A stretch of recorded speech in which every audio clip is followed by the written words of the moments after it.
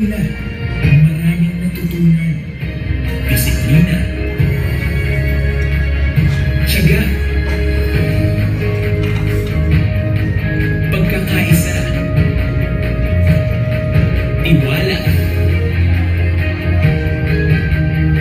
kumpiyansa.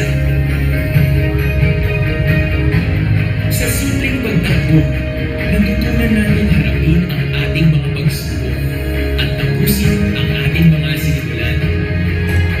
Ang buhay ay parang marathon.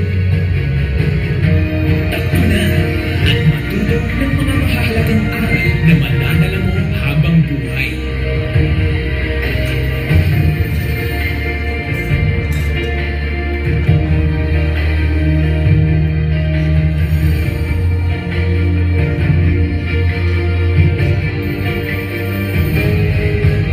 Buong Pilipinas, tayo'y magsama-sama, tumakbo at matuto sa 41st National MILO Marathon. Sali na!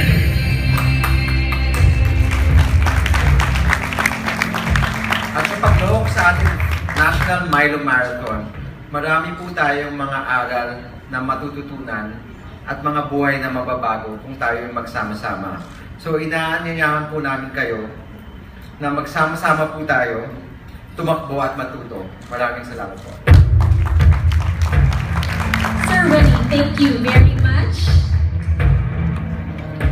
Tama naman po, agree ako dyan. Sa ilang taon ko na pong pag-host ng National MILO Marathon, there's really a lot of lessons that each and every time you would learn, not only from the runners, but also, of course, from the ones that are organizing the event. It's a really big challenge, and each and every year, mas lumalaki at mas gumaganda. And of course, this year, MILO hopes to impart more values, more lesson, para nga tuluyan pa po tayong ma-inspire sa ating pagtakbo. Now, for us to know, how do we go about this, or how do we actually do this?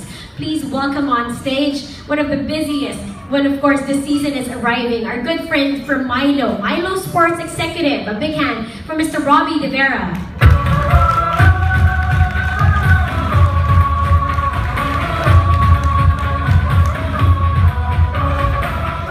Thank you very much, Riza. And thank you very much to all of our friends from the media who made it this morning. So we are very excited for launching the 41st National MILO Marathon season. And to start off, allow me to tell you some of the new things that we are looking forward to for the marathon this year. So first of all, it is our commitment to extend the race experience to even more Filipinos across the nation. So if you have observed, we have actually 16 legs of the National MILO Marathon this year compared to 14 last year. So this is comprised of 15 qualifying races and 1 national finals race in Cebu City. So speaking of new races, another key development is the involvement of 3 new areas in our National MILO Marathon this year. Starting off with Urdaneta race, which is happening this coming weekend, to be followed by our race in Lawag City, and eventually in Rojas City later on in the Visayas region. So we aim to extend the race experience to runners from these areas, and hopefully we look forward to building even more champions and talent we can identify for our sports program for the country from these areas from the marathon. Thirdly, as mentioned, we will also have, for the first time ever, our national finals in Cebu City. This is something which will be highlighted and talked about by our friend and our partner, Mr. Ricky Ballesteros, who's the organizer of the National MILO Marathon in Cebu. He will dwell on that in more detail later on. And finally, so this is something we borrowed from existing races which we feel are good for the interest of our marathon runners. So we now have the age group category winners for the 42-kilometer race in the national finals. So again, borrowing from other races, we aim to encourage even more runners for our 42-kilometer race so that they can check how well they're doing versus their peers.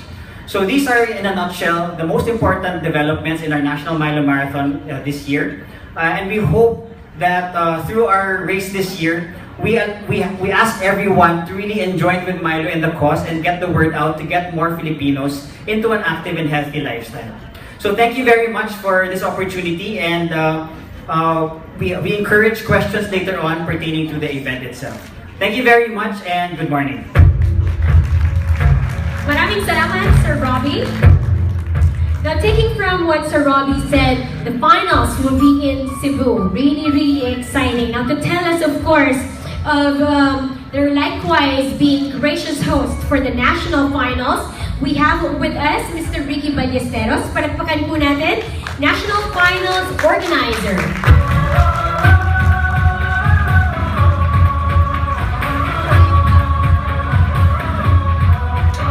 Maayong hapon. Maraming salamat.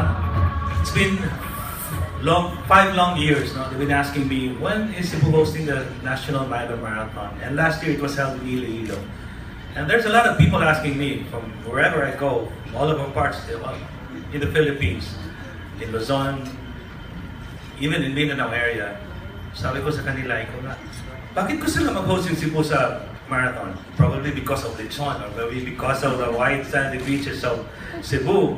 But you know, many Cebuanos are also asking me, when are we going to host the MILO Marathon? Cebu, the Iloilo already hosted. And of course, the media also keep asking me, when are we going to host?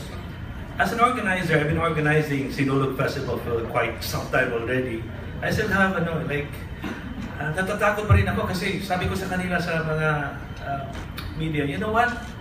Even though, I'm organizing the Sinulog Festival that week, but I still have, I'm still scared.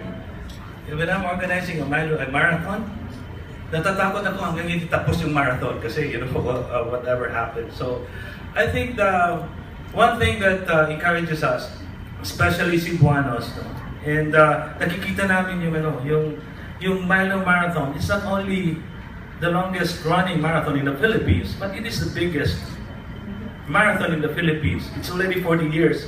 And